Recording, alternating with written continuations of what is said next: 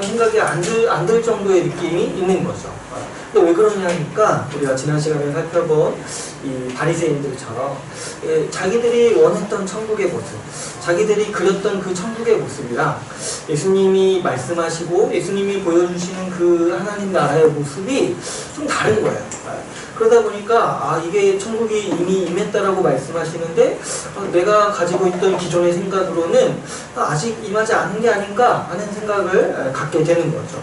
그래서 이제 이 복음서를 보다 보면은 예수님께서 천국이 어떤 곳인지, 그 나라에서 사는 것이 어떤 삶인지에 대해서 자주 이렇게 설명해 주시는 모습을 우리가 볼 수가 있어요. 우리가 이제 지난 시간에 이미 임한 하나님 나라에 대해서 이 바리새인들이 어떤 불만을 가지고 있는지를 우리가 좀 살펴봤어요. 바리새인들은 어떤 사람들입니까? 그들은 평생 하나님 나라를 소망하고 정말 하나님 나라를 열망하면서 살았던 사람들이에요.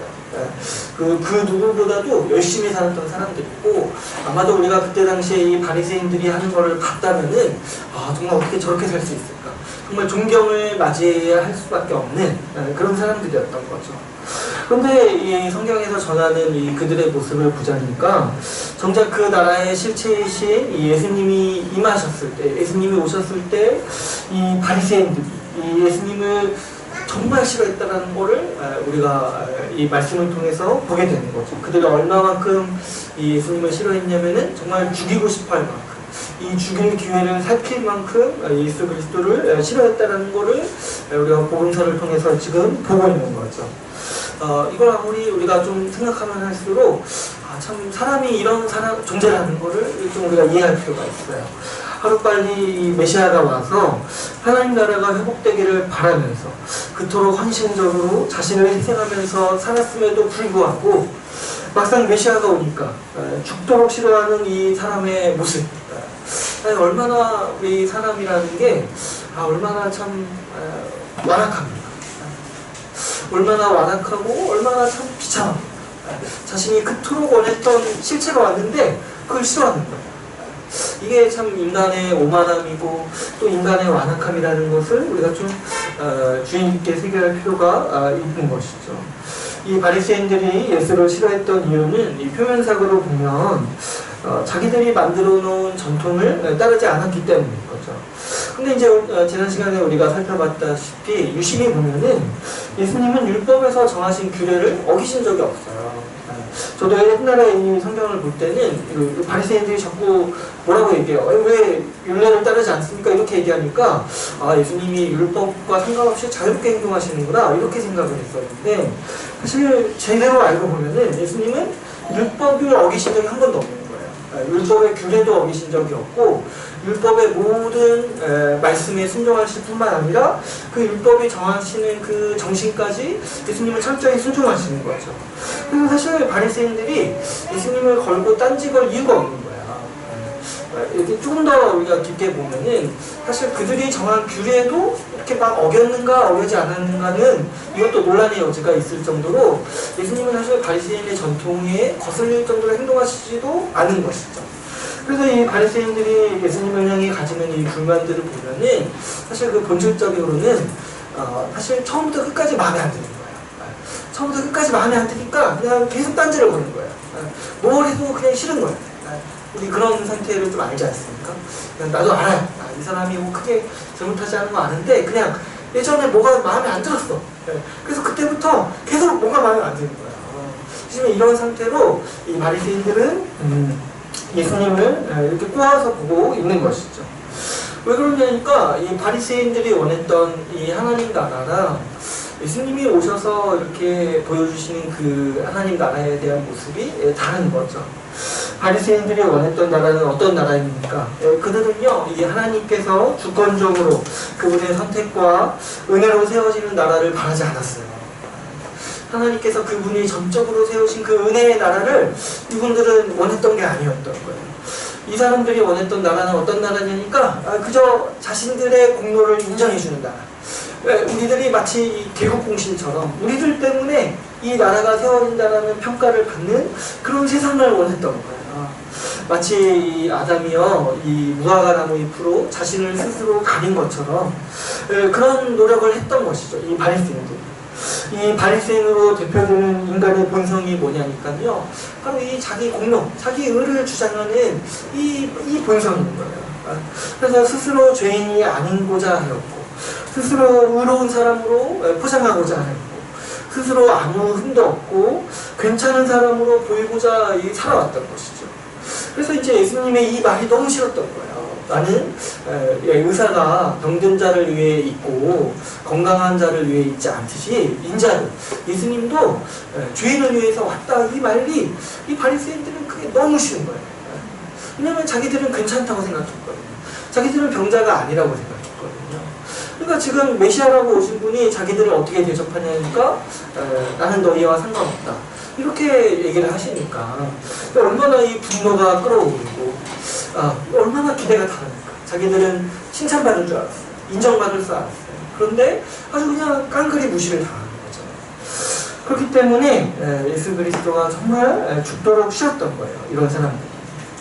그래서 이렇게 자기 분노와 자기 의에 취해서 살아가는 사람들이 어떤 태도로 살아가는지 이 복음서는 아주 날카롭게 꼬집고 있어요. 우리가 2장 13절에서 17절을 보면은 예수님이 이렇게 오셔서 어떤 일을 하시냐니까 이 세리와 죄인들과 함께 잔치를 여세요. 그래서 막 축제를 여시는 거예요. 그래서 막 이렇게 막 놀고 먹고 마시고 이런 일들을 이 세리와 죄인들과 함께 예수님이 하시는 거죠. 근데 반면에 이 자기 의와 공로에 취해서 살아가는 사람들은 그런 예수님을 향해서 뭐라고 얘기를 합니까? 18절, 21절에서 22절에 보면은 왜 금식을 안 하냐고 물어보는 거예요. 이게 바로 이 대비되는 삶인 거예요. 지금 때를 분간하지 못하는 거예요. 지금 잔치를 벌여야 할 때인데 이 자기 의에 매몰된 사람들, 자기 공로에 매몰된 사람들은 어떤 거예요? 지금 잔치 이런 거 이렇게 자기를 방탕하게 내어주는 것 같은 거예요. 그래서 지금 금식할 때라고 생각을 해서 왜 예수님께 금식을 하지 않냐라고 물어보는 거죠. 천국이 이미 임했음에도 불구하고 이미 임한 천국을 누리지 못하고 그저 자기 기준, 그냥 자기가 알고 있는 그 시야의 자신을 가지고 아주 이 금욕적인 생활에 아주 자기를 물들게 만들고 그래서 이 기쁨을 누리지 못하고 그냥 계속해서 슬퍼해야 돼요. 계속해서 좀 자기를 옥죄해야 되는 이 감옥 안에 자기를 가두는 모습이 바로 이 자기 공로와 의에 취해서 살아가는 사람들의 이 모습입니다. 특별히 이런 사람들은요, 자기 삶을 이렇게 옥죄할 뿐만 아니라 어떤 태도로 나타납니까? 이렇게 자기 공로와 자기 의에서 취해가는 사람들은요, 자기 자신한테도 이렇게 엄격하니까 어때요? 타인을 향해서도 냉정하게 대하는 모습을 자꾸자꾸 이렇게 표출하는 것이죠. 우리가 지난 시간에 살펴본 우리 23절에서 28절 그리고 3장 1절에서 6절을 보면은 어떤 사람들이 나오냐니까 이 23절에서 28절에서는 이 배가 고픈 사람들이 나오는 거예요. 배가 고픈. 길을 갔다가 배가 고파서 이 기진맥진한 제자들의 모습이 나오는 거예요. 근데 그들이 이 배가 너무 고파서 얼마나 먹을 게 없었으면 이 길가에 있는 밀 이삭을 잘라서 먹냐는 거죠. 그래서 이제 배가 고파서 그 음식을 먹는데 바리새인들은 지금 어때요? 지금 배고픈 사람들을 보는 게 아니라 어떻게 저 사람들이 안식일에 하지 못할 일을 합니까? 라고 좀 자기들이 정한 규칙을 어기는 것에 대해서 딴지를 거는 거죠. 지금 이들에게는 긍휼이 없는 거예요. 이 오로지 자기 의와 자기 규칙을 자기 기준으로 매몰되어 있는 그 냉랭함만이 있는 거죠.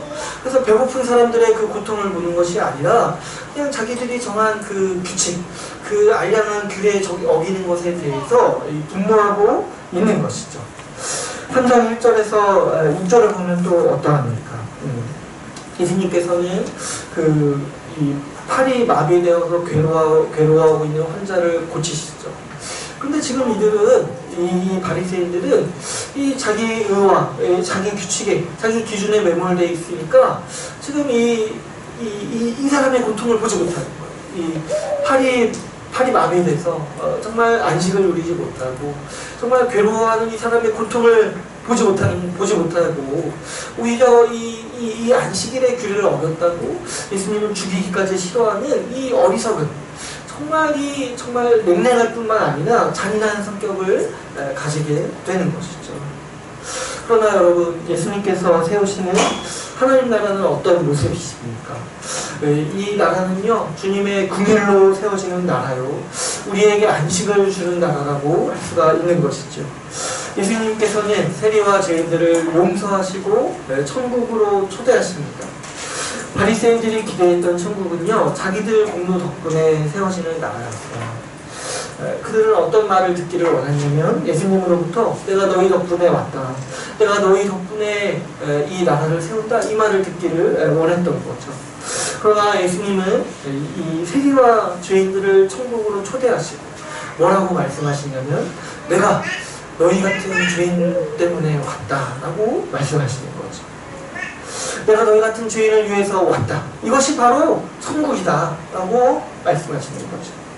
이 하나님의 환대, 이 하나님의 초대, 이 하나님의 용서야말로 우리 같은 죄인들이 죄에서 벗어날 수 있는 아주 강력한 힘을 발휘하는 거예요.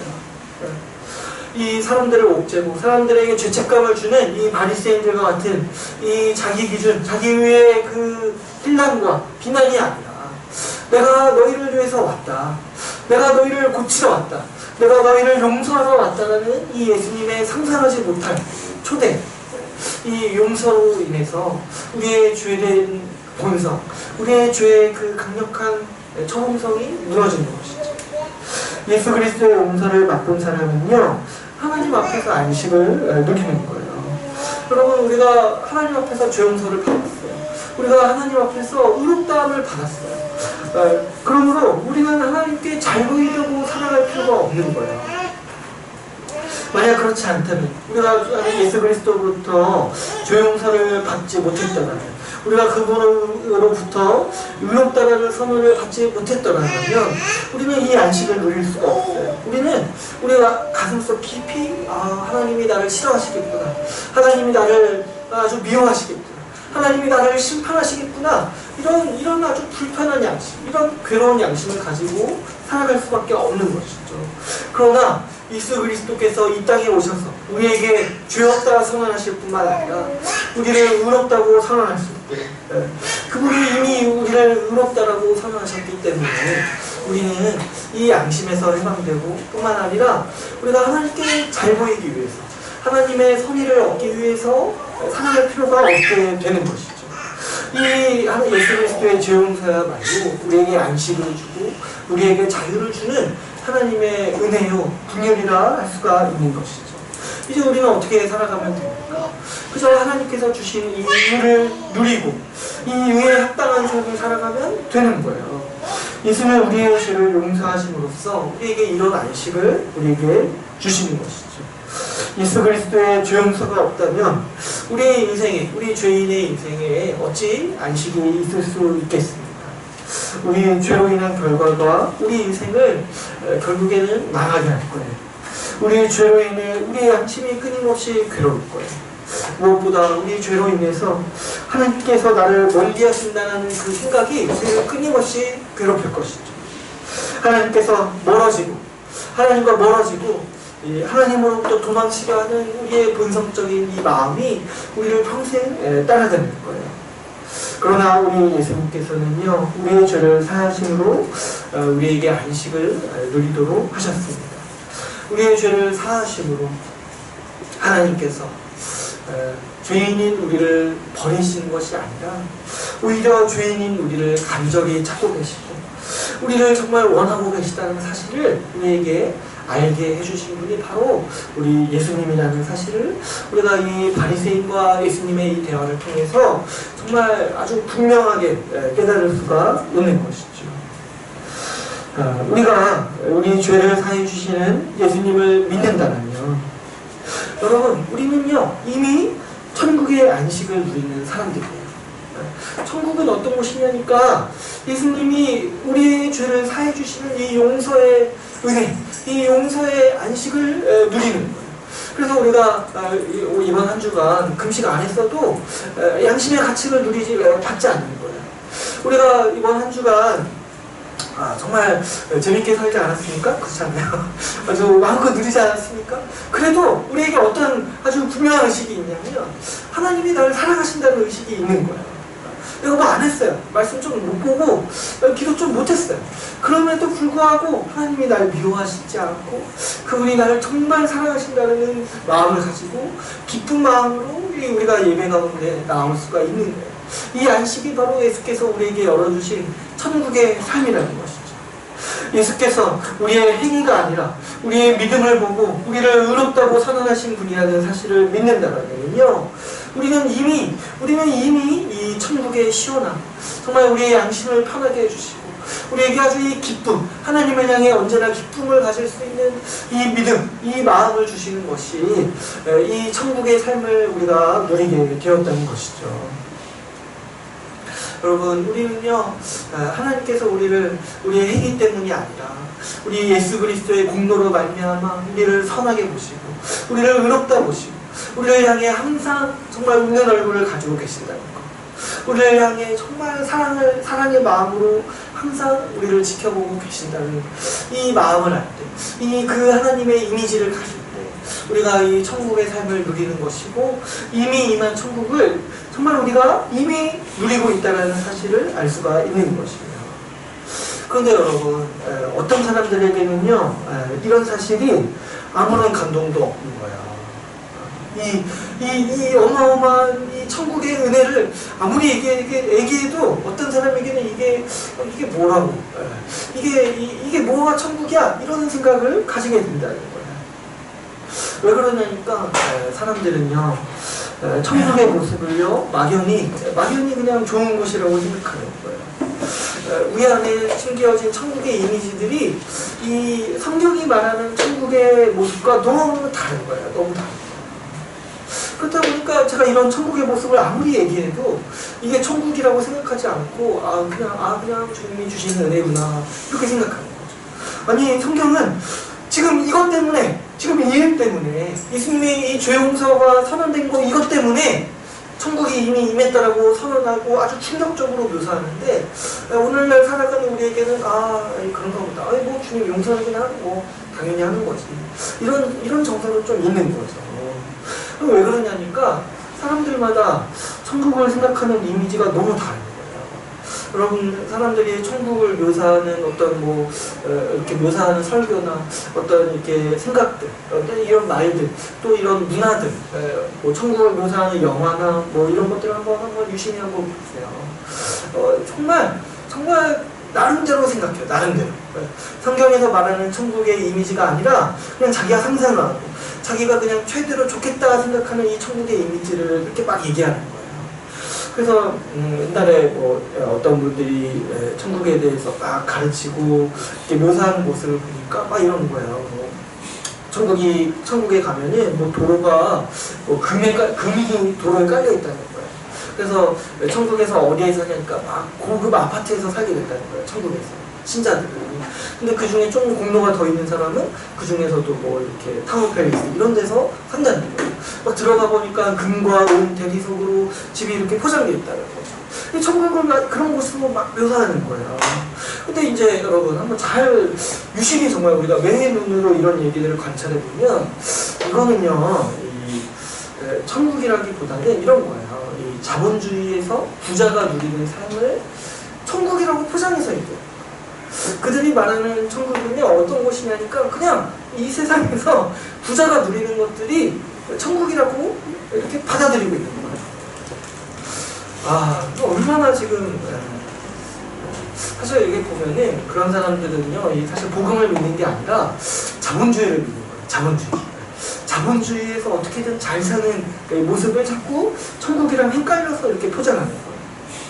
그러니까 이런 사람들이 사실 바리새인들과 그렇게 다른 신앙을 가진 게 아니라는 것을 우리가 이해할 필요가 있어요.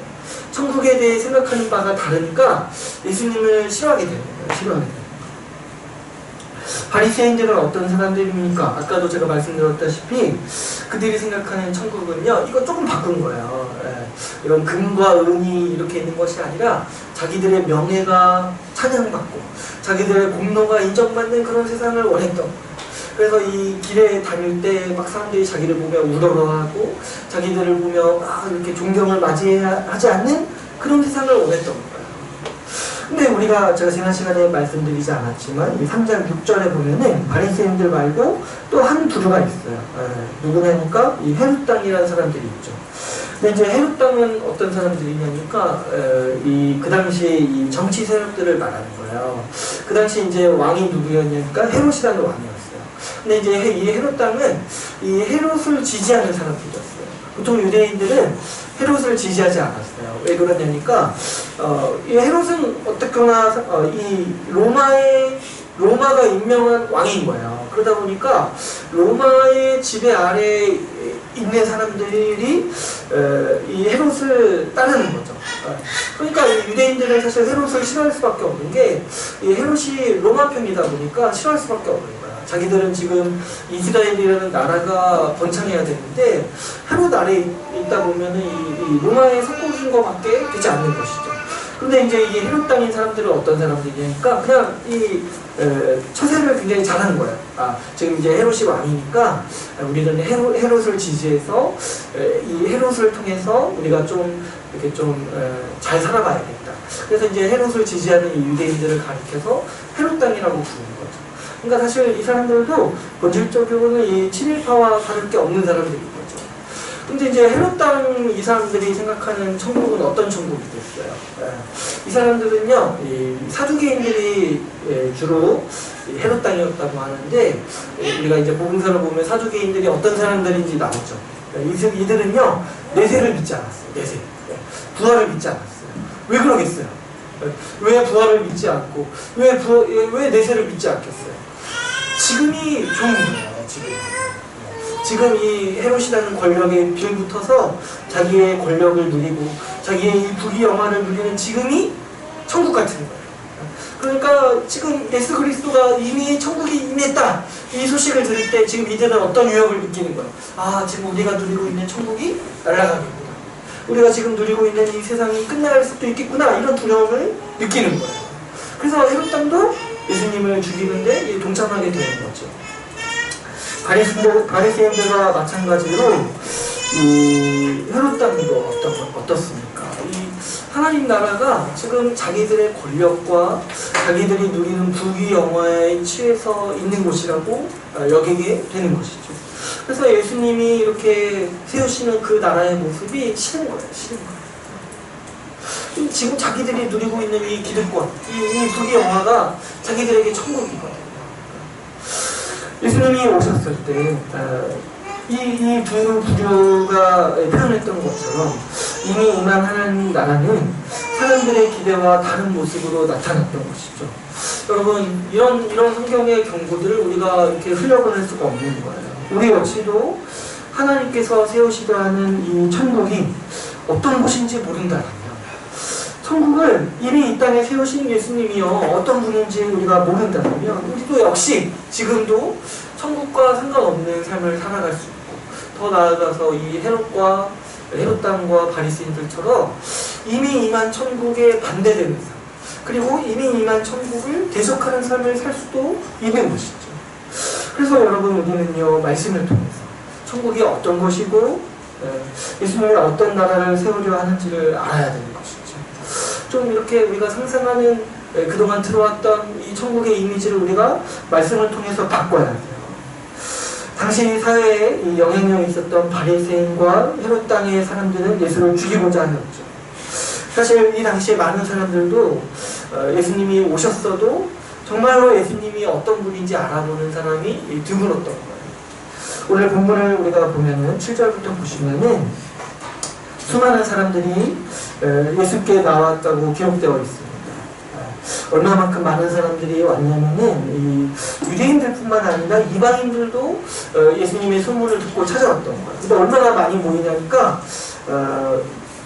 구절을 보시면은 예수님께서 우리가 에워싸 믿은 것을 피하기 위해서 미리 이 작은 배를 하나 준비하실 정도로 수많은 인파가 몰리는 거예요. 인파가 너무 많이 몰리니까 에워싸 밀면서 정말 사고가 날 수도 있고, 예수님이 그 안에서 아주 그냥 어떻게 보면은 정말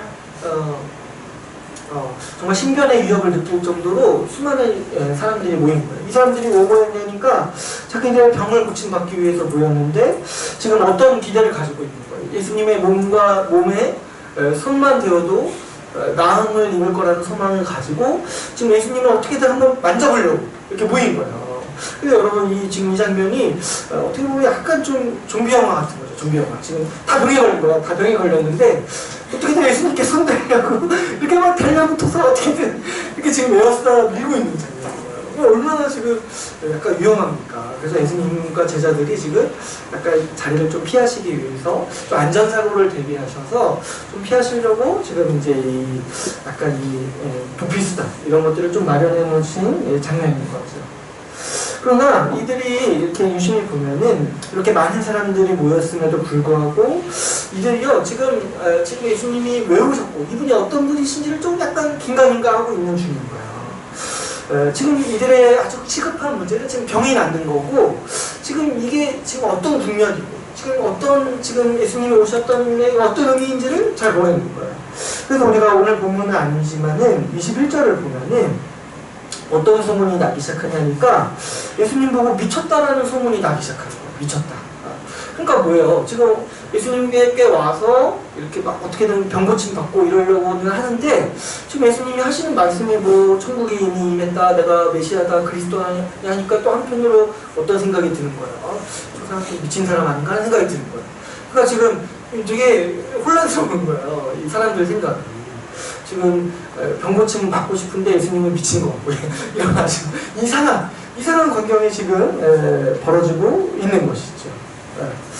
그러니까 지금 천국이 이미 임했다라는 말을 사람들이 지금 받아들이기가 힘든 거야. 이해하기가 굉장히 힘든 거예요. 그런데 아주 놀랍게도 오늘 본문의 11절을 보면요, 지금 어떤 일이 벌어지고 있는지 제대로 파악하고 있는 자들이 있어요. 예수님을 제대로 알아보고 있는 자들이 있어요. 그게 누구예요? 이 더러운 귀신들. 더러운 귀신들이죠. 지금 본서를 보면은요, 지금 사람들은 지금 잘 몰라요. 잘 몰라서 예수님을 보고 좋아하기도 하는데 싫어하기도 하고 미워하기도 하고 막 증오하기도 하고 미쳤다고 수근수근 대기도 하는데 지금 어떤 일이 벌어지고 있는지 제대로 아는 지금 자들이 누구냐니까 더러운 귀신들이에요. 더러운 귀신들이 딱 예수님을 보자마자 어떤 반응을 일관되게 보이니까 예수님을 경배해요. 더러운 귀신들이. 하나님의 아들이십니다. 지극히 높으신 분의 아들이십니다. 이러면서 경배하는 거예요. 왜 그러냐니까 그분이 이 귀신들은요, 예수님이 어떤 분인지 그분의 영광이 무엇인지를 아주 명확히 알고 그리고 나서 어떻게 하죠? 그분을 경배하고 나서 어떻게 해요? 바로 도망가죠. 지금요, 지금 이 더러운 귀신들은요, 지금 무슨 일이 일어나고 있는지를 아주 똑바로 알고 있는 거예요. 지금 하나님의 아들, 하나님 나라의 왕이 이 땅에 임했어요. 그 소식, 그 의미가 뭔지 지금 이 귀신들은 알고 있는 거예요. 하나님 나라가 이미 임했다라는 사실을 이 귀신들이 아주 명확히 알고 있는 거예요. 여러분, 이들이 예수님을 보자마자 도망가는 이유가 무엇입니까?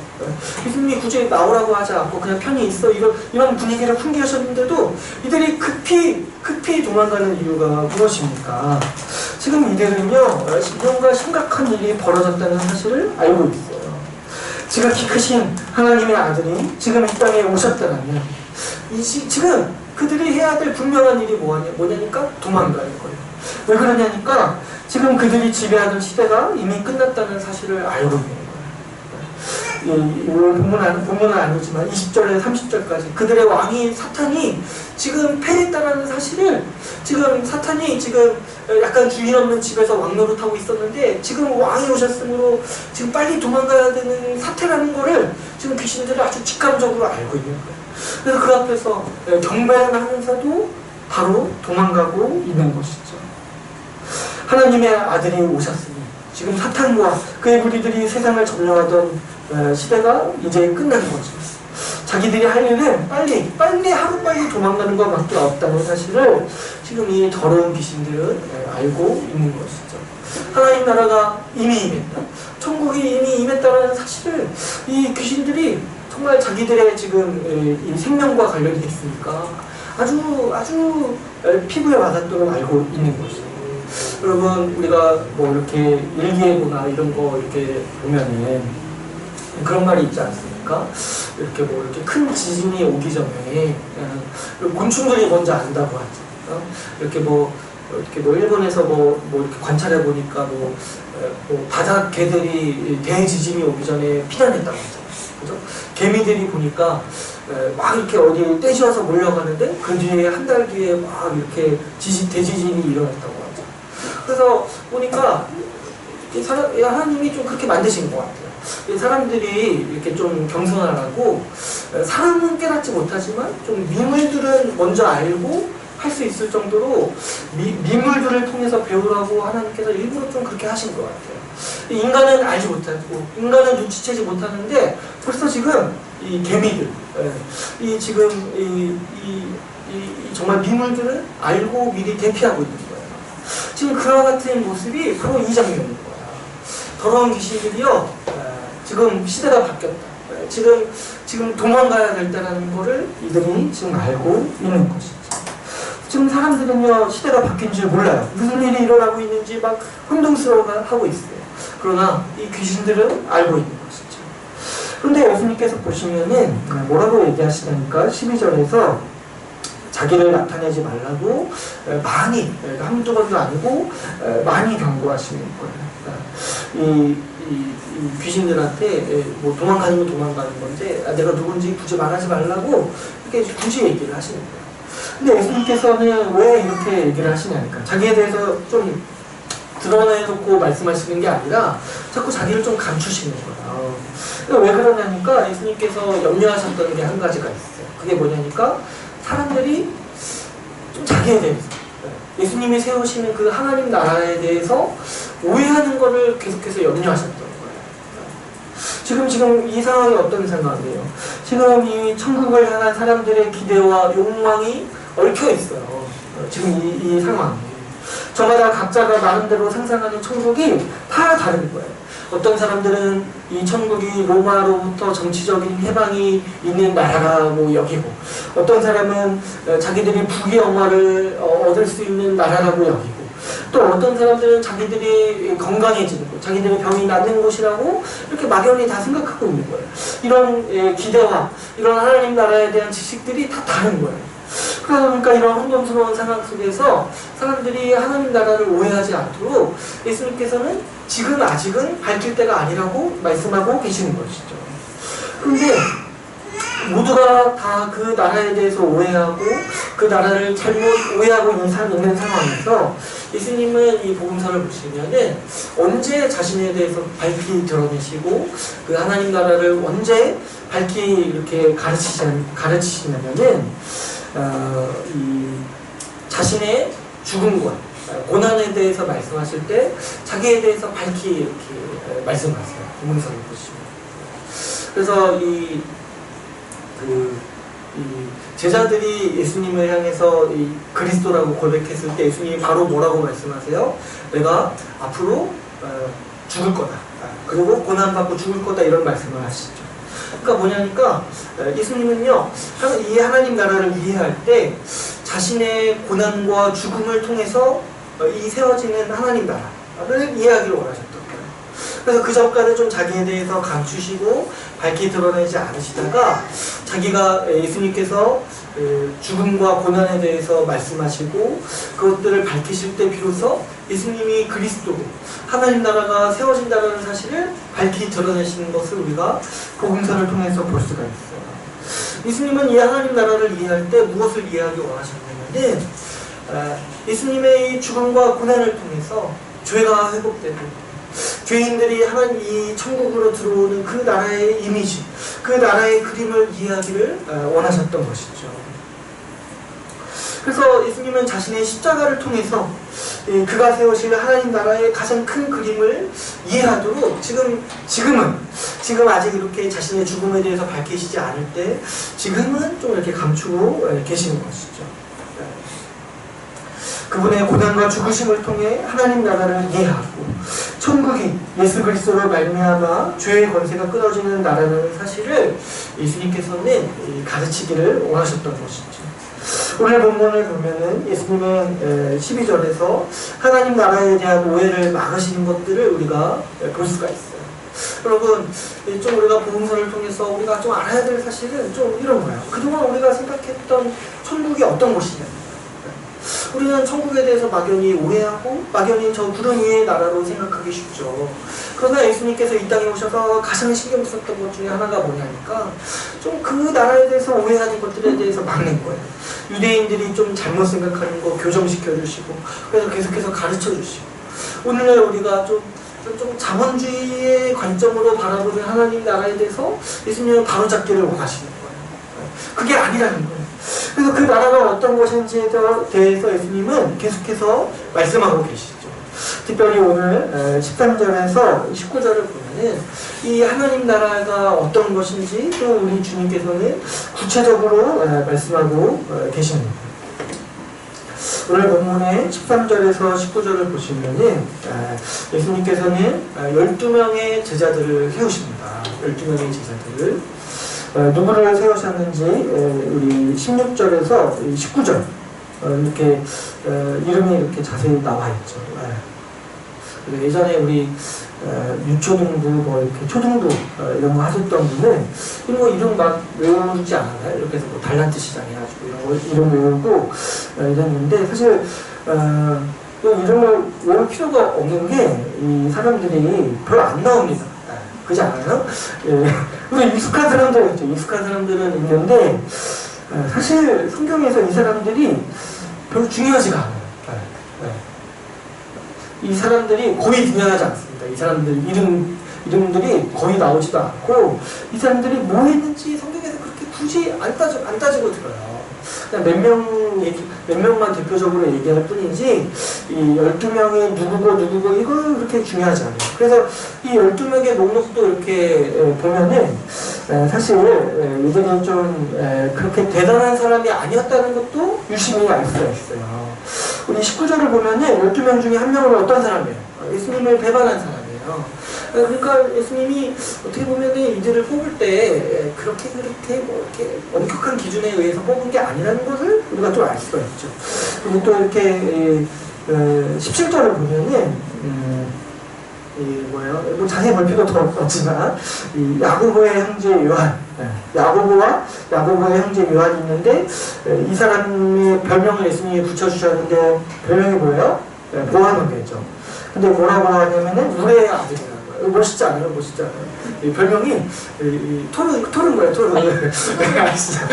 우레의 아들, 토른 거예요. 토른. 근데 왜 예수님이 이런 별명을 붙여주셨냐니까 요한복음에 보면은 이 둘의 성격이 불같거든요. 화를 많이 내요. 화를 많이. 그래서 예수님이 뭐라고 불렀냐면은 니네는 우레의 아들이다. 어떻게 성격이 그러냐는 거야. 그러니까 보면은 이들이 이렇게 막 위대하고 막 예수님이 막 어떻게 보면은 좀 뭐 심사숙고 하셨긴 하지만 큰 기준을 갖고 뽑은 이들이 아니라는 거예요. 이들이. 근데 이제 이 본문에서 중요하게 생각하는 게 있어요. 그게 뭐냐니까 12이라는 거예요. 12. 그래서 보시면은 12이라는 숫자를 강조하지 이 사람을 강조하는 게 아니에요. 그래서 12를 세우셨다는 말이 반복해서 나오죠. 12를 세우셨다. 여러분, 이 주님께서요 12명의 제자들을 세우시는 이유는 아주 분명해요.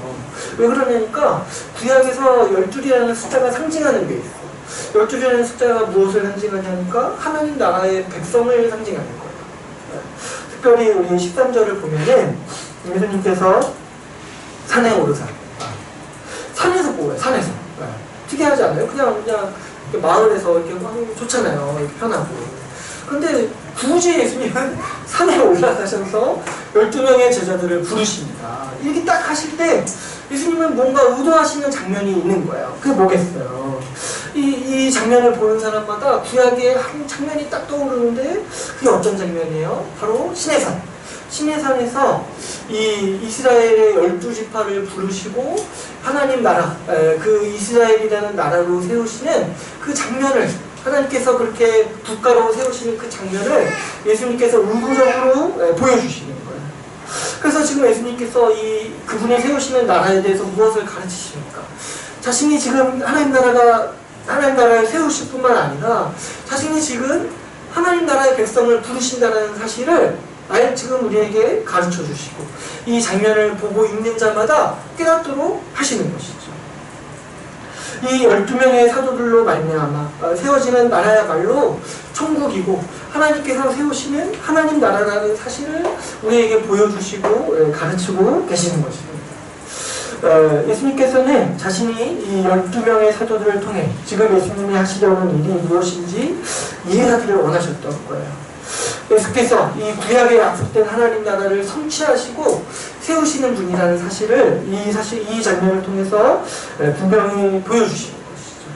그런데 우리가 이 신약의 역사가 진행되면서 이 12명의 사도들이 한 일이 무엇이냐는 것을 우리가 볼 수가 있죠. 이 12명의 사도들이 한 일이 무엇입니까? 바로 우리가 사도행전 2장에서 보듯이 교회를 세웁니다. 이 사도행전을 보시면은 이 2장에서 이 성령이 오셔서 교회가 세워지기 전에 사도행전 1장에서 어떤 일이 있어요? 사도들이 지금 그때 누구예요? 이 가룟 유다가 없으니까 지금 숫자가 몇 명이에요? 11명이죠. 그래서 지금 사도행전 1장에서 어떤 일을 해요? 지금 가장 중요한 문제가 뭐예요? 숫자를 채우려고, 숫자. 성령이 오시기 전에 12이라는 숫자를 채우려고. 그래서 여러분, 이 사도들이 했던 가장 중요한 게 뭐냐니까 12라는 숫자를 유지하는 거예요, 숫자. 왜 그러냐니까 이 성령이 오셔서 교회를 세우시기 전에 이 10이라는 상징을 회복함으로써 우리가 하나님 나라의 참된 백성이다라는 사실을 이 당시 사람들뿐만 아니라 우리 성경을 보는 우리에게 가르쳐주고 보여주기를 원했던 것이죠. 바로 이 12명의 사도들을 통해서 교회가 세워질 때 바로 그 교회가 예수께서 세우시는 하나님 나라라는 사실을 이 사실을 통해서 우리가 알 수 있는 것이죠. 오늘 본문을 보면은 예수님께서 특별히 이 12명을 세우실 때 이 12명은 단순히 사도들을 의미하는 것뿐만 아니라 하나님 나라 백성을 상징하는 하나님 나라 백성. 그분의 나라의 백성을 부르신다는 거예요. 근데 이 사도들을 이렇게 부르실 때 세 가지 목적을 가지고 부르신다고 말씀하시죠. 뭐라고 하시냐니까 첫 번째로 자기와 함께 있게 하시고 또 전도를 하게 하시고 또 뭐예요? 귀신을 내쫓는 권능을 주게 하시려고 이 사도들을 12명을 뽑는다라고 얘기하시죠. 그래서 여러분 이 말씀을 보는 오늘 우리들 지금 이 사도들이 중요한 게 아니라 이 12명이 하나님 나라 백성을 상징한다는 것을 밝히 아는 우리들에게도 이 예수님께서 이 12명을 부르시는 목적 이 세 가지가 사실 중요한 것이라고 할 수가 있는 것이죠. 이 세 가지가 뭐냐니까 하나님 나라에서 살아가는 삶의 모습을 예수님께서 집약적으로 말씀하고 계시는 것이죠. 오늘 이 세 가지를 우리가 한번 간략히 살펴보시고 또 우리가 또 DBS 할 때도 좀 같이 이 부분에 대해서 좀 풍성하게 나눴으면 좋겠어요. 우리 세 가지 중에 첫 번째가 이 하나님 나라의 삶 첫 번째가 무엇입니까? 이게 가장 중요하죠. 예수님과 함께 있게 하시려고 부르신다는 거예요. 함께 있게 하시고 여러분 하나님 나라와 이 천국이 아닌 삶의 가장 큰 특징이 무엇입니까? 에덴 동산에서의 삶과 에덴 동산에서 쫓겨난 이후의 삶에서 가장 큰 차이가 무엇입니까? 바로 하나님과 함께 있는가, 그분과 떨어져 있는가의 차이인 거예요. 어디가 천국이고 어디가 천국이 아닌가, 천국이 무엇인가에 대해서 우리가 생각할 때 가장 큰 특징이 뭐냐니까 예수 그리스도, 우리 주님과 함께 있냐, 함께 있지 않냐는 거예요. 그리스도 안에 있냐, 그리스도 밖에 있냐는 거예요. 여러분 한번 생각해 보세요. 우리 주님께서요, 우리의 죄를 용서해 주시는 이유가 무엇입니까? 우리 기분 좋으라고? 물론 그것도 있을 거예요. 그러나 왜 우리 같은 죄인들을 부르십니까? 바로 우리 같은 죄인들을 그 거룩한 분이 함께 있게 하시려고 우리의 죄를 용서해 주십니다. 우리에게 죄가 있으면 주님은 우리에게 다가올 수가 없어요. 우리를 죽이셔야 되거든요. 그러나 우리 주님께서 원하시는 게 뭐냐니까 우리와 함께 있기를 원하십니다. 함께 있기. 우리와 교제하고 우리와 동행하시면서 우리와 사랑의 관계를 나누시기를 우리 주님께서 원하시는 거예요. 그래서 우리와 함께 있게 하시려고 우리의 죄를 용서해 주시고 우리를 부르시는 것이죠. 하나님께서 하나님 나라를 세우시고 이루시려는 그 목적이 무엇이냐니까 우리와 함께 있게 하시고 우리와 함께 있으시고 하나님께서 이 세상을 만드시고 사람을 만드신 이유가 무엇이냐니까 우리와 함께 교제하시고 사랑하시기 위해서 우리를 만드시는 거예요. 하나님께서 이 하나님 나라를 세우실 때 이 언약으로서 세우신다고 했어요. 언약으로서. 하나님께서 약속을 주시고 이 언약으로서 세우신다라고 계속해서 우리가 나눴죠. 그런데 이 하나님께서 언약으로 말씀하실 때, 이 약속을 주실 때 그분의 약속의 핵심이 뭐냐니까 이런 구절이에요. 많이 들어보셨을 거예요. 뭐라니까 너희는 내 백성이 되고 나는 너희의 하나님이 될 것이다 라고 말씀하시는 거예요. 이게 신약에서 바꿔서 말하면 구약에서도 물론 말씀하시죠. 바꿔 말하면 뭐예요? 내가 너희와 함께 있다. 내가 너희와 함께 거처를 하겠다. 이렇게 말씀합니다. 그래서 예수님의 이름, 하나님께서 예수님을 보내셨을 때 예수님의 이름을 특별히 뭐라고 부르기를 원하셨냐면은 임마누엘 예수 그리스도라고 부르기를 원하셨더라고요. 임마누엘이라는 그 뜻이 뭐예요? 하나님이 너희와 항상 함께 하시다. 함께 하시다. 이 예수님을 보내셨고 마지막에 그 완성될 계시록에서 하나님 나라의 모습을 아주 특징적으로 아름답게 부를 때 어떻게 부르냐면 계시록 21장 3절에서 하나님이 그들과 함께 계시니 그들은 하나님의 백성이 되고 하나님은 친히 그들과 함께 계시다라고 그 천국의 모습을 말하고 있는 거예요. 여러분 우리 주님께서 얼마나 우리를 사랑하십니까?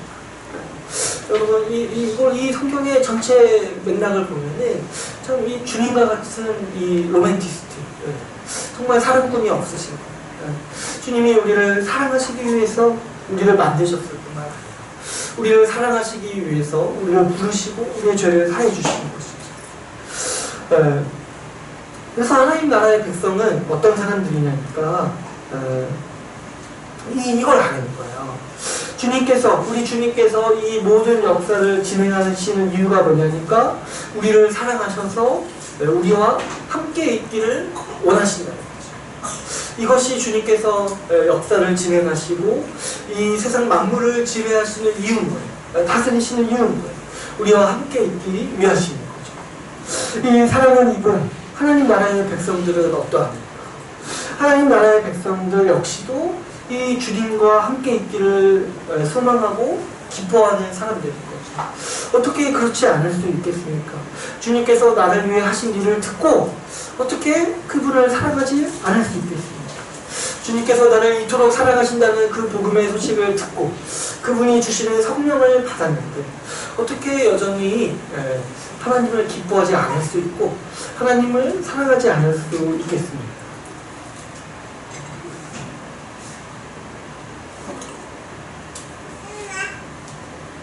그래서 여러분 이 성령을 받은 사람과 그렇지 않은 사람의 아주 중요한 기준이 무엇이냐니까 중요한 기준이라고 말하기보다 아주 중요한 특징이 무엇이냐니까 하나님을 기뻐하느냐 그렇지 않느냐.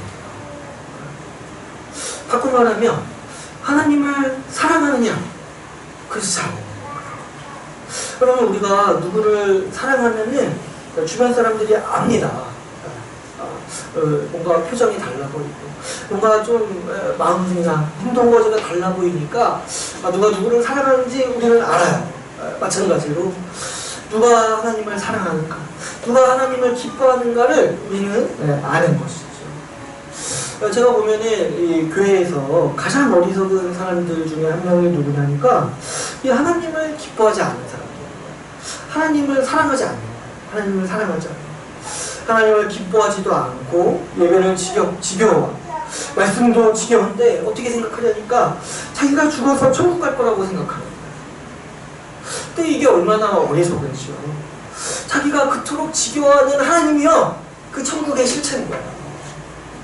천국이 어떤 곳이냐니까 하나님과 함께하는 곳이에요. 근데 자기가 지금 하나님을 기뻐하지 않는데 어떻게 천국을 갈 거라고 안심하고 있냐는 거죠. 근데 이거는 이렇게 말하는 것과 같은 거예요. 나는 이렇게 물이 싫은데 워터파크를 가고 싶어, 이렇게 말하는 거예요. 나는 애들이랑 있는 게 정말 싫은데 내 꿈이 뭐냐니까 유치원 교사가 되네. 이런 어리석은 게 어디 있어요. 자기가 싫어하는 실체가 그 천국인데 그 자기가 천국 갈 거라 생각하는 것만큼 어리석은 일이 없는 것이죠. 이것도 이 바리새인과 헤롯당과 같은 유형의 맥락인 것이죠. 천국의 모습을 착각하고 있는 것이죠. 하나님 나라가 천국인 이유는 무엇이냐니까 하나님과의 교제가 있기 때문입니다. 그분과 함께 있을 수 있기 때문에 천국이 천국인 것이고 하나님 나라가 하나님 나라입니다. 그래서 여러분, 우리가 만찬 때 자주 부르는 찬양이 그 찬양이죠. 주 예수와 동행하니 그 어디나 하늘나라. 이게 뭐냐니까 성경이 우리에게 가르쳐준 천국의 모습이 이거라는 거예요. 왜 천국이라고 부르냐니까 우리가 주 예수님과 함께 있기 때문이죠. 함께 있기 때문에. 하나님 나라의 백성은요, 하나님과 교제하는 기쁨을 아는 사람들이에요. 그분을 예배할 때, 그분을 찬양할 때 기쁨, 그분에 대해서 배우고 그분을 생각하고 그분과 교제할 때 기쁜 거예요. 그래서 우리 찬양 중에 주님을 생각만 해도 이렇게 좋은데 그분을 뵐 때 얼마나 좋을까, 이렇게 여기는 것이 바로 천국의 삶인 것이고 이미 임한 하나님 나라의 삶을 누리는 삶이라고 할 수가 있는 것이죠. 우리가 언제든지, 여러분, 우리가 지금 언제든지 하나님을 예배하고 그분께 기도하고 그분의 말씀을 배울 수 있어요. 우리가 그분께 나아갈 때 어떤 양심의 거리낌 없이 언제든지 그분을 향해 뛰어들 수 있어요. 이것이 바로 무엇이냐니까 천국인 거예요. 여러분, 천국의 삶은요, 하나님 나라가 완성될 때는 이런 것이 더 확장되겠죠. 그때는 우리가 하나님의 얼굴을 본다고 했어요. 그러니까 하나님과의 교제가 더 충만해지고 더 확장되는 거예요. 지금도 그런데 그것과 별반 다르지 않을 정도로 그분의 말씀을 누리고 그분과의 교제를 나누는데 거리낌 없이 나눠요. 이것이 바로 우리가 이미 임한 천국의 삶을 누리는 아주 천국의 가장 큰 복을 우리가 누리고 있다고 할 수가 있는 것이죠. 그 다음에 우리가 이 천국의 삶, 두 번째로 무엇을 예수님께서 얘기하시냐면은 전도를 얘기해요. 전도. 여러분, 이 전도라는 거는 무엇이냐니까요, 하나님 나라가 이미 임했다라는 걸 아는 사람이 전도하는 거예요. 왜 그렇겠어요? 여러분, 우리도 이렇게 어디 갔다 오고 좋으면 막 좋다고 막 추천하지 않습니까? 어디 이렇게 갔다 와, 저도 이번에 호텔 갔다 왔는데 막 좋다고 막 추천하지 않겠습니까? 괌 갔다 오면 좋다고 또 얘기해주지 아니에요? 여기가 좋죠, 여기가 좋죠. 어때가 우리 어디 가서 좋으면 막 좋다고 얘기하잖아요. 뭐 어떤 경험을 하고 어떤 영화를 보고 좋으면 막 좋다고 추천하잖아요. 왜냐니까 같이 기쁨을 나누는 것을 좋아하는 게 우리 인간의 아주 본성이에요. 근데 여러분, 우리가 천국을 누린다라면은 그 자연스러운 현상이 뭐냐니까 그 이미 임한 천국을 전하는 거야. 근데 우리 주님께서 아주 놀랍고 신비로운 방식으로 이 땅에 천국이 이미 임하도록 하셨는데 그 방법이 뭐냐니까 이 복음을 통해서 누리게 하십니다. 복음을 통해서. 이 복음을 통해서 유일하게 이 복음을 통해서 천국의 삶을 누리도록 이 땅 가운데 허락하시는 거예요. 그러니까 우리 지금 이 땅에서 사는 이 하나님의 백성의 특징적인 모습이 뭐냐니까 자꾸 이 복음을 전하게 되는 것이죠. 왜 그러겠어요? 왜 그러겠어요? 이 복음을 듣고 정말 받아들이기만 하면 이미 임한 천국의 모습을 볼 수 있거든요. 이미 임한 천국을 정말 누릴 수가 있거든요. 이 복음을 듣기만 하고 믿기만 하면 뭐 이렇게 교회 와서 등록한다거나 앉아있다거나 해서 들어가는 것이 아니라 오로지 이 복음을 통해서만이 이미 임한 천국의 이 정말 시원하고 이 정말 안식을 주는 그 나라의 아주 기쁨을 누릴 수가 있거든요. 그러니까 어찌 우리가 안전할 수 있겠습니까? 우리는 복음을 통해서 우리 같은 죄인을 용서해 주시는 하나님의 선하심을 맛보죠. 그분이 얼마나 좋으신 분이고 그분이 얼마나 우리를 사랑하시는 분인지 이 복음을 통해서 맛보는 거예요. 그렇기 때문에 이 복음을 사랑할 수밖에 없죠. 이 좋은 안식, 이 좋은 하나님 나라를 누리는 모든 통로가 바로 이 복음에 있기 때문이죠. 로마서 1장 16절에 사도 바울도 자기가 복음을 전하는 이유가 분명하다고 했어요. 뭐라고 말하냐면 내가 복음을 부끄러워하지 아니하노니 이 복음은 모든 믿는 자에게 구원을 주시는 하나님의 능력이다. 이 복음만이 우리에게 천국을 지금 누리게 하는 능력이라는 거예요. 천국이 이미 임했어요. 그 이미 임한 천국을 누리는 비결이 바로 그 전체가 이 복음에 있죠. 복음을 전하기만 하면 이 나병환자, 중풍병자 같은 죄인들이 정말 예수님의 몸에 손만 대면 나을 거라고 여겼던 이 죄인들이 안식을 얻을 수 있기 때문인 것이죠. 우리 주님께서는요, 이 천국이 임했다는 사실을요, 우리 이 하나님 나라의 백성들의 입을 통해서 전하도록 하셨습니다. 복음을 전하는 일, 이 전도가 얼마나 그러면 가치 있는 일입니까? 우리가 복음 전하는 일이 사실 우리 하나님 나라 백성으로서 참 가치 있게 살고 정말 얼마나 복된 인생을 살아가게 했는지 모르겠어요. 여러분, 우리가 이렇게 보시면 뭔가 이렇게 우리가 아름다운 걸 보면 막 천사 같다고 하죠. 천사 같다고. 근데 이제 천사라는 그 단어의 뜻이 뭔지 아세요? 하늘의 하늘의 사자라는 거예요. 이 사자가 뭐예요? 그 라이온이 아니에요, 여러분. 라이온이 아니라 들리거예요. 들리거. 이 전달자라는 거예요. 소식을 전달하는 사람. 천사가 뭐냐니까 하늘의 소식을 전달하는 사람이에요. 그러면 사실 우리가 좀 천사라는 용법을 잘못 사용하고 있는데 이 예쁜 사람을 천사 같다고 하는 게 아니라 복음 전하는 사람이 천사 같아요. 복음 전하는 사람. 왜 그러겠어요? 하늘의 소식, 하늘의 나라가 이미 임했다라는 소식을 전하니까 그 사람이 바로 천사인 거죠. 여러분, 이 복음 전하는 인생, 이 복음 전하는 우리 일상적인 삶이 얼마나 아름답다니까 이 마치 천사 같은 거예요. 천사 같은 거예요. 그래서 여러분, 우리 신자의 인생을 생각해 볼 때, 우리 신자의 이 심령을 생각해 볼 때, 복음 전할 때만큼 기쁠 때가 어디 있습니까? 저는 때로는 이렇게 안 들어도 제가 그냥 복음을 말하고 있다는 사실 자체만으로도 기쁜 거예요. 왜냐하면 이게 정말 내 가치관에 맞게 사는 거거든요. 내 주님이 주신 나의 정체성에 맞게 사는 거거든요. 그러니까 내가 하나님께서 나를 지어주신 그 목적대로 살아가는 정말 그 인생이 얼마나 복됩니까?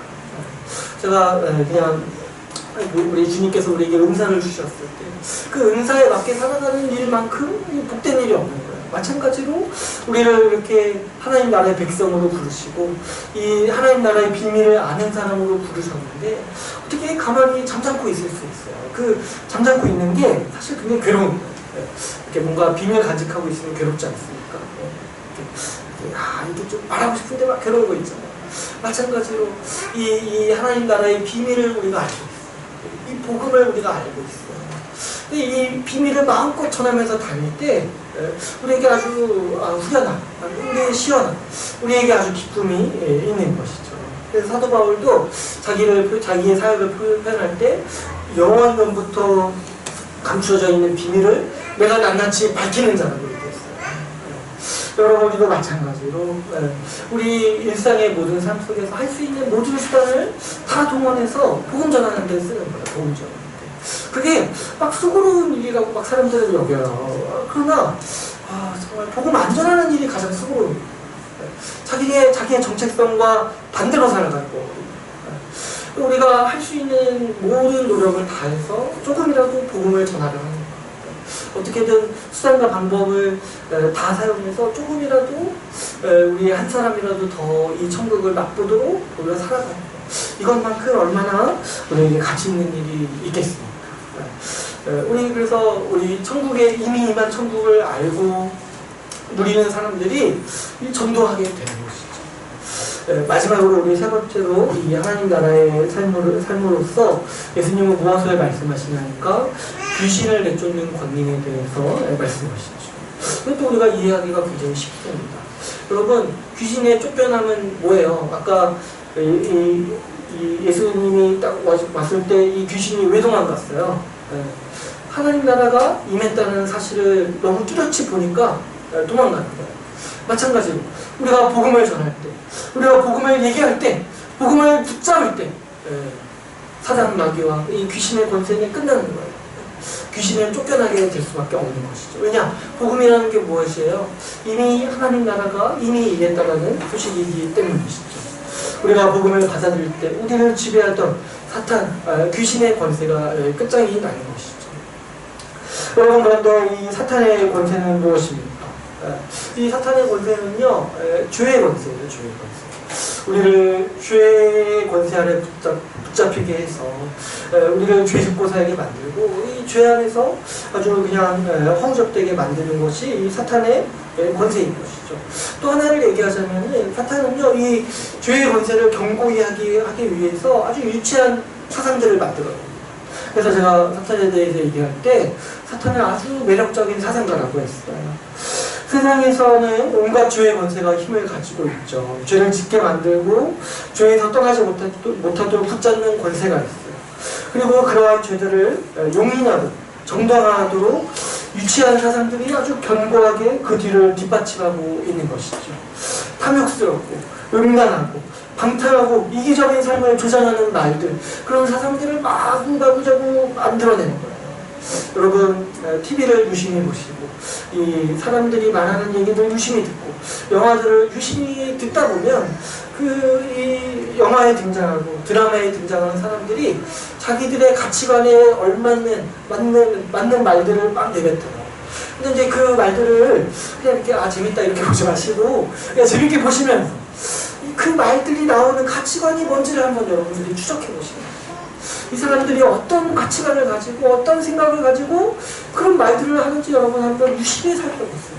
그 근원에는 그들의 사고관과 그들의 세계관에는 아주 유치한 사상들이 숨어 있는 거예요.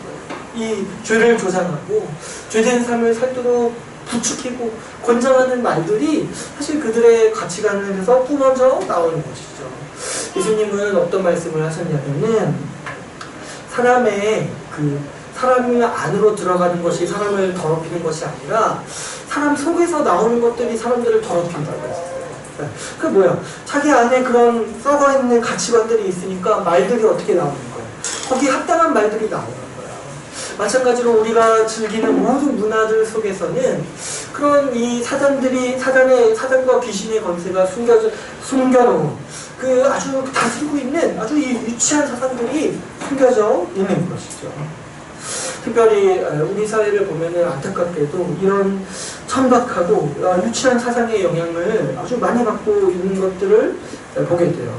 요즘 뉴스랑 이런 또 뉴스에 달린 이런 댓글들을 보면은 이게 참 더럽다는 생각을 많이 해요. 하는 게 더러운 게 아니라 그 생각들이 더러워요. 생각들이.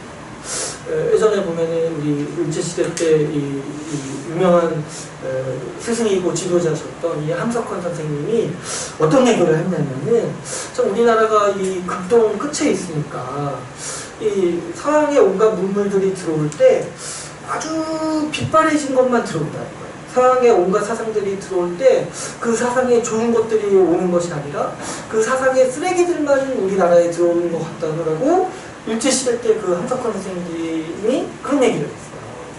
그래서 가만 보니까 이 서양의 어떤 개인주의가 우리나라에 들어와서 이기주의가 됐다고 하죠. 그래서 뭐 이렇게 님비 현상이다 이런 거 우리나라에만 있다는 거예요. 우리나라에 지역 이기주의라는 거. 그래서 그렇게 보니까 진짜 우리나라에는 어떤 사상이 들어와도 아주 안 좋은 것만 좀 본받는다는 생각이 드는 것이죠. 최근에 보면은 어떤 좀 이렇게 서양의 양성평등 개념 이런 사상이 있는데 좀 우리나라에 오면서 약간 좀 이상하게 바뀌는 것 같아요. 좀 이렇게 남성 우월주의나 여성 우월주의나 이런 식으로 좀 이렇게 변모해지는 것 같아요. 요즘 보면은 이상하게도 과거에 불과 한 5년 전만 해도 이런 지역 때문에 싸웠어요. 지역 때문에. 어떤 지역 출신이냐 이걸로 싸웠는데 요즘에 보면은 이렇게 약간 좀 더 인간적인 면모로 싸워요. 남자냐 여자냐 이것 때문에 좀 싸우는 것 같아요. 남자냐 여자냐. 남자라고 해서 나쁜 놈들이고 여자라고 해서 아주 나쁜 놈들이라고 이렇게 싸우는 거예요. 그러니까 이게 참 어떻게 삽니까? 보통 다 둘 중에 한 명인데 다 원수지가요. 다 원수지가. 남자나 여자나 서로 개념이 없다거나 참여받는다라고 싸우는 거죠. 제가 목사로서 이런 일을 보면 참 안타깝다는 생각이 들어요. 서로 욕하는 사람들의 주장을 이렇게 들어보면 좀 문제를 잘못 진단하고 있는 것 같아요. 여러분, 남자는요, 남자라서 이상한 게 아니에요. 네? 죄인이라서 이상한 거예요. 죄인이라서. 마찬가지로 여자도 여자라서 이상한 게 아니라 죄인이라서 이상한 거예요. 마찬가지로 그 애 엄마도요, 애를 낳아서 이상해진 게 아니에요. 네? 뭐 맘충이라고 뭐 이런 거 하는데 애를 낳아서 그런 게 아니라니까요. 원래 죄인이었던 원래. 네. 근데 자꾸 이 죄의 문제를 자꾸 이 원죄를 인정하지 않으니까 어떻게 나올까요? 자꾸 인간의 조건으로 이렇게 엮어서 탓을 하는 거예요. 남자라서 그렇다, 여자라서 그렇다, 애엄마라서 그렇다. 근데 그게 아니라는 거예요. 죄인이라서 그런 거예요. 죄인이라서. 자꾸 죄의 문제를 이렇게 어떤 인간의 조건으로 연결지어서 생각하려 하니까 자꾸 그 진단도 이상하고 이상한 주장을 자꾸 하게 되는 거예요. 자꾸 그래서 그런 것들로 우리 사회의 분열을 조장하고 이 이기심과 분노를 부추기는 생각들이 요즘 우리 사회에 너무 만연하고 있는 것이죠. 그러나 여러분, 이런 더러운 사상들에 여러분 속지 마시고 누가 주변에서 그런 거에 좀 영향을 받으면 좀 복음을 얘기해 주세요. 복음의 메시지, 이 복음의 능력은 얼마나 위대합니까? 복음은 우리에게 뭐라고 말합니까? 복음은요, 그리스도 안에서 남자나 여자가 하나라고 말해요. 이것만큼 이 위대한 사상이 어디 있습니까? 남자들을 향해서는 뭐라고 말하냐니까 여자를 위해서 살라고 말하는 게 복음인 거예요. 여자들한테는 뭐라고 말합니까? 복음. 남자를 위해서 살라고 말하는 게 복음이에요. 그래서 서로 피차 복종하라 이렇게 말하는 것이 복음이에요. 그러지 않고서는 이 남녀 문제, 연하 문제가 해결되지 않는다는 것이죠. 서로 자기를 위해 살려는 이 이기심, 이 죄된 본성을 갖고서는 이 문제가 해결되지 않고 자기 죄의 문제를 꺾고 다른 사람을 위해 살려고 했을 때 이 문제가 해결되는 것이죠. 여러분, 이 복음이 아니라면 예수님 오실 당시에도 그랬듯이 지금도 이 문제는 해결될 수가 없는 것이죠. 사실 모든 사회 문제가 마찬가지죠. 이 분열을 조장하고 정말 이 분열을 조장하는 사이에서 이익을 얻으려는 모든 이 사상들은 다 인간을 잘못 생각하고 있어요. 복음에 합당하게 생각했을 때 우리는 이 헛된 가치관과 이 사회의 허망한 흐름들을 이기고 피하면서 살 수가 있는 것이죠. 여러분, 복음은 능력이 있습니다. 복음만큼 위대한 사상에는 없는 거예요. 복음만큼 위대한 사상은 인류 역사상 등장할 수가 없는 것이죠. 이 복음만이 우리를 죄에서 해방시키는 능력입니다. 이 복음만이 우리가 천박한 사상에서 벗어나 인생을 가치 있게 살도록 인도하는 하나님의 능력이라 할 수 있는 것이죠. 그러므로 우리는 이 복음을 통해서 이 사단의 권세를 이기면서 사단의 권세를 쫓아내면서 살아갈 수가 있는 것이죠. 여러분, 이제 오늘 말씀을 맺겠습니다. 우리가 세 가지를 통해서 이 하나님 나라의 모습을 같이 나누었죠. 오늘 우리는 이미 임한 천국의 모습에 대해서 나누었습니다. 예수께서 오심으로 천국의 삶이 이미 임했음에도 사람들은 여전히 옛시대에 속하여서 살아가고 있습니다. 때로는 우리는 교회를 다녀도 그렇게 살아갔죠. 왜 그러냐니까 천국의 모습을 모르기 때문이에요. 예수님이 세우시는 그 나라의 모습이 무엇인지 모르기 때문에, 예수님이 어떤 분이신지를 모르기 때문에 천국이 이미 임했어도 천국과 상관없는 모습으로 옛서 천국을 무시하면서 살아가는 사람들이 우리 주변에는 많이 있는 것이죠. 그러나 성경은 분명히 천국이 이미 임하였다고 선언합니다. 사람들이 오해하건 사람들이 알아차리지 못하건 상관없이 이 사단 마귀는 이 심각한 사건을 피해서 도망가고 후퇴하고 있습니다. 이 두 시대가 공존하는 시대에는 두 종류의 사람만이 있을 뿐이에요. 썩어져가는 옛 시대에 속한 사람, 이미 망했고 이미 그 시대를 주도하던 사탄과 마귀는 도망가고 없는 그 시대에 속한 사람, 동터오는 시대에, 새로운 시대에 속한 사람, 이 두 부류만이 있는 것이죠. 썩어져가는 옛 시대에 속한 사람의 운명은 분명합니다. 예수를 보자마자 경배하면서도 도망쳤던 이 귀신과 같은 운명을 맞이할 것이고요. 지진을 겪으면서 그때 개미들이 이래서 도망갔구나 여겼던 그거를 경험했던 사람들처럼, 그 한탄했던 사람들처럼 그들이 이 사단 마귀들이 왜 도망쳤는지를 분명히 알게 될 날이 이 옛시대에 속한 사람들에게는 분명히 오게 될 것입니다. 그러나 여러분, 새 시대에 속한 사람에게는 안식이 있습니다. 하나님과의 친밀한 교제가 있죠. 복음을 통해서 이 12사도를 기초로 세워진 교회를 통해서 하나님께서 주시는 새 시대의 선물을 누리면서 살아가는 그 안식이 이 새 시대에 속한 사람들에게는 있는 것이죠. 여러분, 하나님께서 우리에게 이미 주신 천국의 복을 알고 누리는 사람들이 되기를 간절히 바랍니다. 하나님이 주신 천국의 모습을 알아서 그것을 기뻐하고 누리는 주의 나라 교회가 되기를 간절히 소망합니다. 우리 말씀을 마치고 같이 기도하는 시간을 갖도록 하겠습니다.